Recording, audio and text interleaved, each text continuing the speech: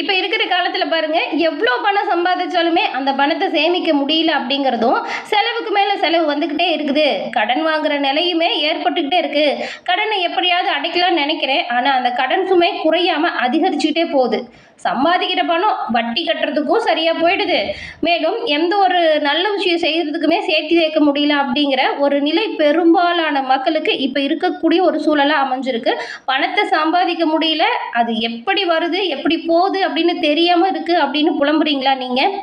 உங்களோட கவலை தீர நாங்கள் இப்போ இந்த பதிவில் சில பரிகாரத்தை சொல்லியிருக்கோம். ஒரே ஒரு முறை நம்பிக்கையோடு அதை செஞ்சு பாருங்க. கோடி ரூபாய் கடனாக இருந்தாலுமே அது விரைவில் அடைக்கக்கூடிய வாய்ப்பை நீங்கள் பெற முடியும். அது மட்டும் இல்லாமல் வீட்டிலையுமே நல்ல ஒரு செல்வ வளத்தை அதிகரிக்க முடியும். இந்த பதிவு நிச்சயமாக நீங்கள் பயன்பெறக்கூடிய வகையில் இருக்கும். ஸோ ஸ்கிப் பண்ணாமல் முழுமையாக பாருங்கள்.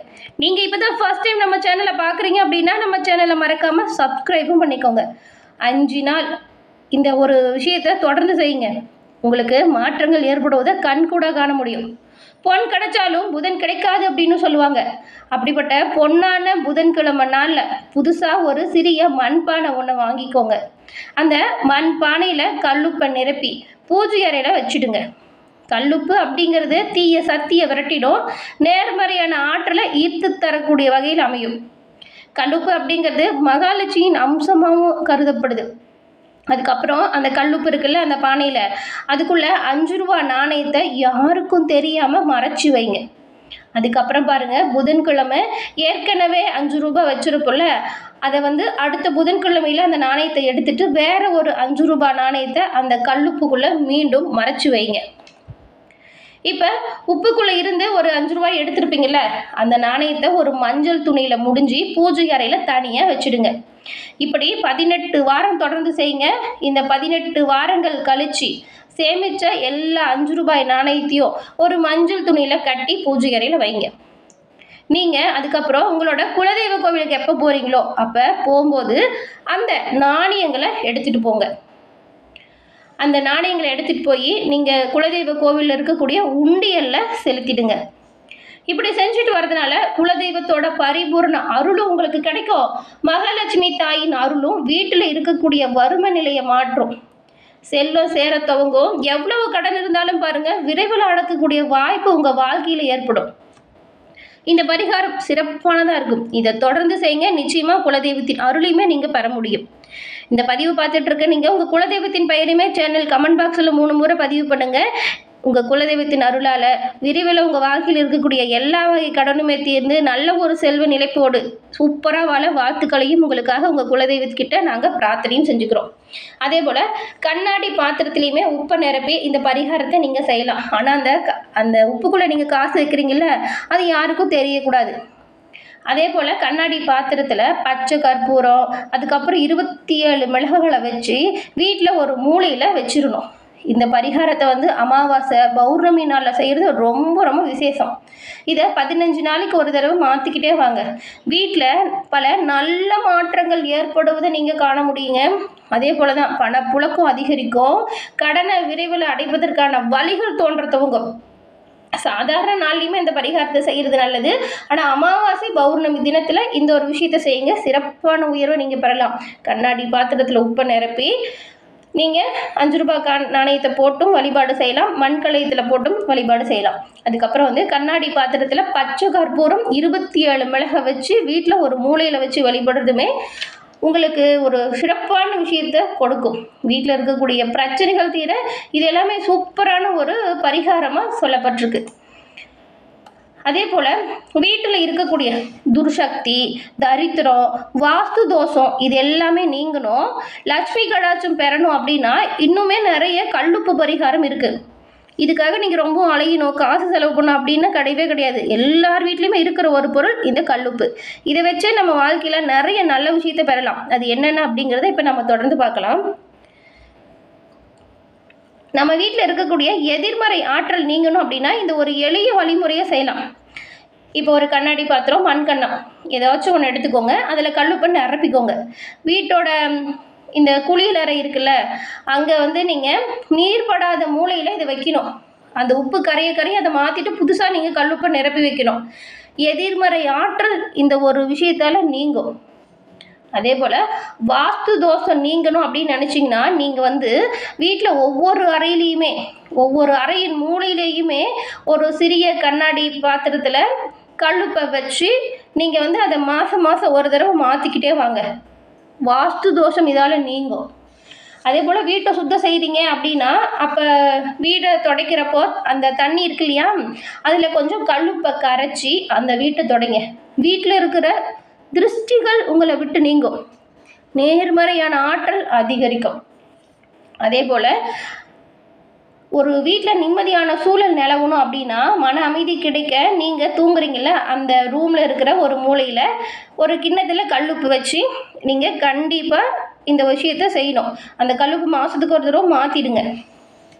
பழைய உப்பை குப்பையில் கொட்டக்கூடாது. இப்போ நீங்கள் மாதம் மாற்றுறீங்கல்ல, அந்த உப்பை வந்து குப்பையில் போடக்கூடாது. அதே போல் நடமாடுறாங்கல்ல மிதிப்படுற மாதிரி இடத்துலையும் போடக்கூடாது.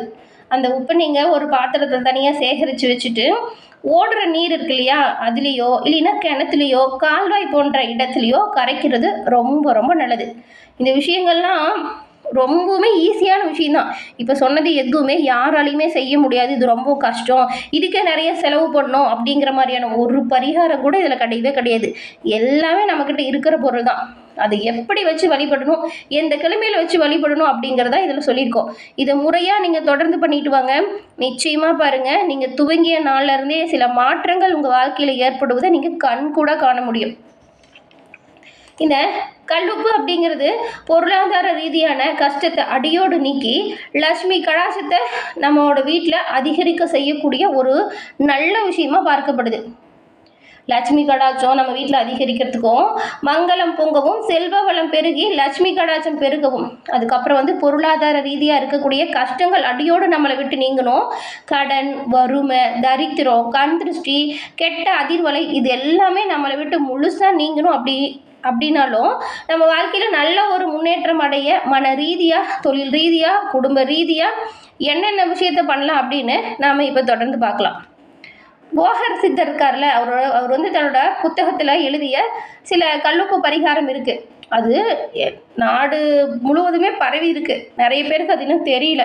மனித சமுதாயம் பலவித துன்பத்தையுமே ஆட்கொள்ளும் போது கண்ணிமைக்கும் பொழுதும் கூட இறைவனை நினைக்க மறக்கக்கூடிய காலமாக இந்த காலம் மாறிடுச்சு. அந்த காலகட்டத்தில் உப்பு பரிகாரம் அப்படிங்கிறது எல்லா விதத்திலுமே கை கொடுத்துருக்குங்க. அது என்னென்ன அப்படிங்கிறத நாம் பார்க்கலாம். முதல்ல எல்லா பிரச்சனையுமே தீரணும் அப்படின்னு நினச்சிங்கன்னா ஒரு கையளவு கல்லுப்பை எடுத்துக்கிட்டு நீங்கள் வந்து ஒரு கையளவு கல்லுப்பை எடுத்துக்கிட்டு குளித்து உணவு உண்பதற்கு முன்னாடி 2 கையிலையுமே உப்பு வச்சுக்கிட்டு தோட்டம், மண் தரை அல்லது பூங்கா இந்த இடங்களில் நடந்துக்கிட்டே 5 நிமிஷம் நம்மளோட கோரிக்கையை வேண்டிக்கிட்டே நடந்துக்கிட்டே இருக்கணும். அது வந்து கேட்குறதுக்கு ஒரு சின்ன விஷயம் போல் இருக்கும், ஆனால் இதை செஞ்சு பாருங்கள், எல்லா பிரச்சனையுமே தீரும். நீங்கள் இப்போ வாக்கிங் போகிறவங்களா தான் இது ரொம்பவுமே சுலபமான விஷயங்க. எழுந்து குளித்து முடிச்சுட்டு கல்லுப்பு கொஞ்சம் எடுத்துக்கிட்டு நீங்கள் வாக்கிங் போங்க.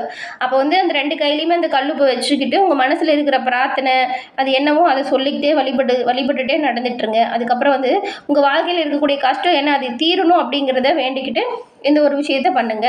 திருமணம், படிப்பு, வேலை, உடல் உபாதை இதில் வந்து நல்ல ஒரு முன்னேற்றம் வரணும் அப்படின்னா அதே போல் இந்த இப்போ சொன்ன விஷயங்களில் நன்மை பிறக்கணும் அப்படின்னா இப்போ நடந்துக்கிட்டே இருக்கீங்களே அந்த கல்லுப்பு சொன்னோம்ல, அதை வந்து நீங்கள் ஒரு 15 நிமிஷம் நடந்ததுக்கப்புறம் அந்த கல்லுப்பை தலையை சுற்றி ஓடுற நீரில் கரைக்கணும்.